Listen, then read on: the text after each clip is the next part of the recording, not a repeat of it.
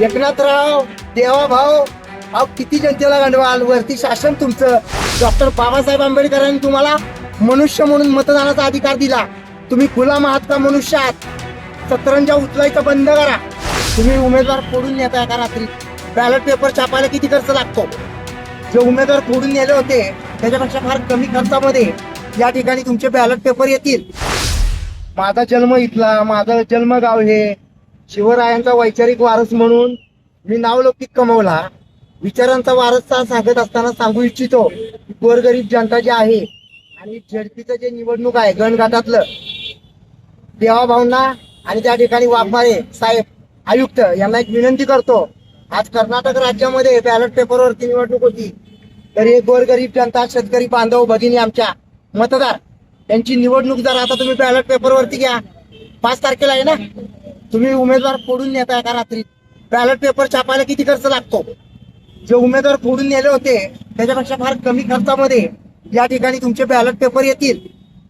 संपूर्ण महाराष्ट्राच्या जनतेला कळेल की तुमचं जनतेवरती प्रेम आहे. ह्याच्या पलीकडे मी काय सांगणार आहे? आणि मी कुठल्याही पक्षामध्ये नाहीये. कुणाच्याही गोंधळीनं पाणी मी पित नाही. मी पाणी पाचतो लोकांना आणि पाणी पाणी करायला लावतो. हे संपूर्ण महाराष्ट्रातल्या नेत्यांना माहितीये. अशा शिवछत्रपतींच्या वैचारिक वारस सांगणाऱ्या डॉक्टर अभिजित बिचुकले यांचं एकच सांगणं आहे, तुम्ही या ठिकाणी सर्वसामान्य जनतेला वेठीस धरू नका. आणि जनतेला माझा प्रश्न आहे, डॉक्टर बाबासाहेब आंबेडकरांनी तुम्हाला मनुष्य म्हणून मतदानाचा अधिकार दिला. तुम्ही गुलाम आहात का मनुष्य आहात? सतरंजा उचलायचं बंद करा. मला हे बालपणी आम्ही खेळ खेळायचो ना, प्लॅस्टिक कॉर्नर क्रिकेट, तेव्हा सुद्धा एवढं आम्ही जनतेला फसवत नव्हतो. आम्ही आमच्या डावासाठी मारामाऱ्या करायचो 2 गटात. आम्ही सख्खे भाऊ खेळायचो तेव्हा. त्याचे 6 गडी, माझे 6 गडी. एकनाथराव देवाभाऊ अहो किती जनतेला गंडवाल. वरती शासन तुमचं, खाली तुम्ही अजित पवारांची तिकडं फार लाईटी काढताय पुण्यामध्ये आणि परत त्यांना शासनात उपमुख्यमंत्री ठेवताय. अजित दादा, मला तुम्हाला विचारायचं आहे, मी सुद्धा तुमच्या विरोधात राहिलो पण माझी जीभ कधीही घसरली नाही. काय चाललंय?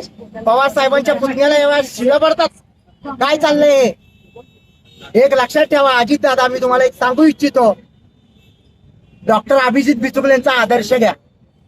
कुणाच्याही दारात मी जात नाही.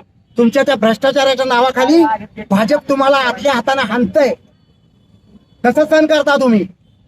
माझे आदर्श घ्या Ajit Dada. You are my lovely brother. Udayanraje, तुम्ही आमचे थोरले बंधू आहात. काय चाललंय या देशात? देवाभाऊ तुम्हाला मालक म्हणतात आणि भाजपनं तुम्हाला काय केले हे तुम्हीच माझ्या सातारच्या जनतेला सांगा. तुम्ही कोण आहात? मी कोण आहे सांगतो. शिवरायांचा वैचारिक वारस. कारण विचारांचा वारसा चालवायचा असतो. शरीरानं छत्रपती शिवाजी महाराज आपल्यात गेले, डॉक्टर बाबासाहेब आंबेडकर गेले, पण त्यांचे विचार मी जिवंत ठेवतोय. कारण मी शिक्षण घेतलंय वाघिणीचं दूध आणि मी गुलामगिरी कुणाच्याही राहत नाही. उदयन दादा, मी तुमच्या बरोबर सुद्धा काम केलं नाही. कसा करीन इतर पक्षांबरोबर काम? त्या पक्षांना मी तुमच्या भाषेत सांगतो, मी पक्षांना सगळ्या